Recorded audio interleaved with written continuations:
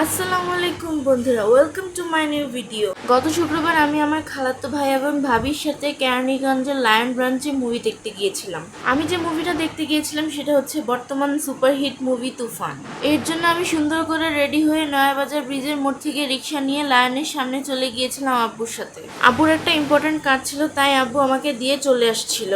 লায়নে গিয়ে লিফটের 7th ফ্লোরে আমরা চলে গিয়েছিলাম। আসলে মুভি দেখতে যাওয়ার আমাদের তেমন কোনো প্ল্যান ছিল না, হঠাৎ করেই প্ল্যান হয়েছে। থ্যাংক ইউ নিউটন ভাইয়া এই মুভিটা দেখতে নিয়ে যাওয়ার জন্য। মুভিটা দেখতে ভাইয়া, ভাবি এবং তাদের 3 মেয়ে এবং আমি গিয়েছিলাম। মুভি দেখতে আমার বড়মণিরও আসার কথা ছিল। বড়মণি মানে আমার বড় খালা আর কি। কিন্তু বাসা থেকে বের হওয়ার সময় তার সাথে একটা দুর্ঘটনা ঘটে যায়। হঠাৎ করে কারেন্ট চলে যাওয়া আমার বড়মণি লিফটে আটকা পড়ে গিয়েছিলেন। লিফটে আধা ঘন্টার মতো অন্ধকারে আটকে ছিলেন, তাই তিনি অনেকটা ভয় পেয়ে গিয়েছিলেন, এজন্য আর মুভি দেখতে আসেননি। লায়নের 7th ফ্লোরে গিয়ে প্রথমে আমরা কিছু ছবি তুললাম, এরপর অল্প খাবার খেলাম। মুভি শুরু হওয়ার টাইম প্রবাবলি 5:20 ছিল, তাই আমরা 5টার দিকে উপরে চলে গিয়েছিলাম। দেন হলের গেট খোলার পর আমরা ভিতরে চলে যাই। তুফান মুভির স্টার্টিংটা কিন্তু অনেক ইন্টারেস্টিং ছিল। স্টার্টিংয়ে আমি ভিডিও করতে ভুলেই গেছিলাম।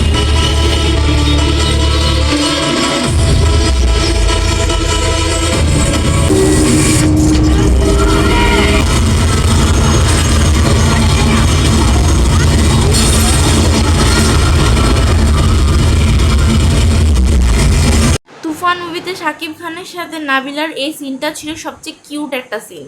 নাবিলার সাথে শাকিবের প্রতিটা সিনই ছিল অনেক কিউট। আর এই হলো সূচনা, মানে মিমি চক্রবর্তী।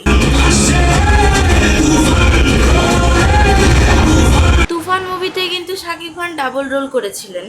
একজন তুফান, আরেকজন ছিলেন স্ট্রাগলিং অ্যাক্টর। আমরা এতটাই আনলাকি যে আমাদেরকে প্রথম সারিতে বসে মুভি দেখা লাগছে। আমরা শেষের দিকে কিংবা সেকেন্ড রো, থার্ড রোতে কোনো সিট পাইনি। সামনের রোতে বসে মুভি দেখা খুবই বিরক্তিকর।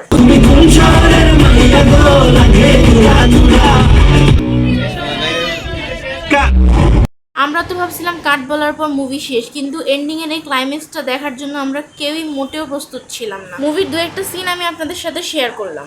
আমি সব বলে দিলে তো আপনাদের তুফান দেখার ইন্টারেস্টটাই চলে যাবে। আপনারা সবাই তুফান মুভিটা হলে গিয়ে দেখার চেষ্টা করবেন, মুভিটা অনেক ইন্টারেস্টিং ছিল।